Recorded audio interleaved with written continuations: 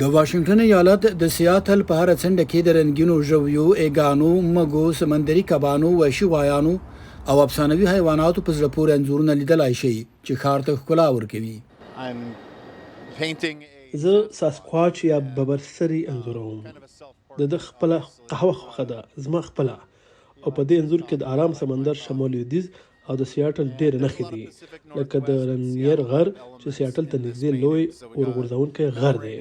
دغه راز په شالید کې د سیاټل اسمانڅکې ودانۍ او فضایي څلي دي، او څنګه چې واشنګټن سیاټل یو همیشه زرغون ایالت دی، هلته مې هم یوه زرغونه ونه جوړه کړې ده.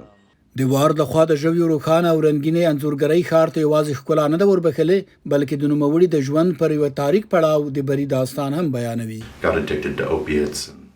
په افینو روږدی شوم، په الکولو روږدی شوم، او د دې لپاره چې درد وزغملی شم په ډېر زیاته کچه مې استعمالول او پیسې هم روږدی شوم چې بالاخره روږدیتوب زما ژوند د بحران سره مخ کړ.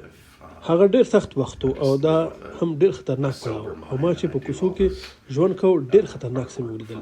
اوس یې شاوخوا 10 کاله کېږي، اوس په ارامه ژوند کوم. زما په نظر دا ټول هنري کارونه له یو واضحه لیدلوري کوم. د اعتیاد له کبله هنري بېکوره او بې سرپناه شو. ما خپل ځای داسې جوړ کړی چېرته چې کولی شم هنري اثر په خپل لاس لمس کړي او ځان سره یې واخلي. دا احساس ژور فکر کول سړی اړباسي.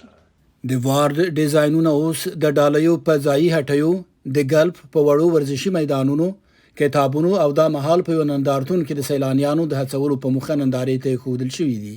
د نوموړي ټولې پنځونې روښانه نه دي. وارد وایي چې اوس هم خیالي، تاریک او د پریشانیو پنځونې آزموي. دا چې ویښتان په مخ دي او ډېر پیاوړي اندامونه نه لري او رنګونه هم خام دي، دا د داسې احساس څرګندونه کوي لکه زه غواړم برخه واخلم او د ورځې لخوا ووځم، خو نه غواړم چې د نورو خلکو سره اوسم، او یا زه نه غواړم چې ولیدل شم. وارد وایي کله چې د خفګان احساس کوي نو انځورګري هغه څه ده چې دی له پریشانۍ نه په امان کې ساتي. غورځنګ، د امریکا غږ، واشنګټن.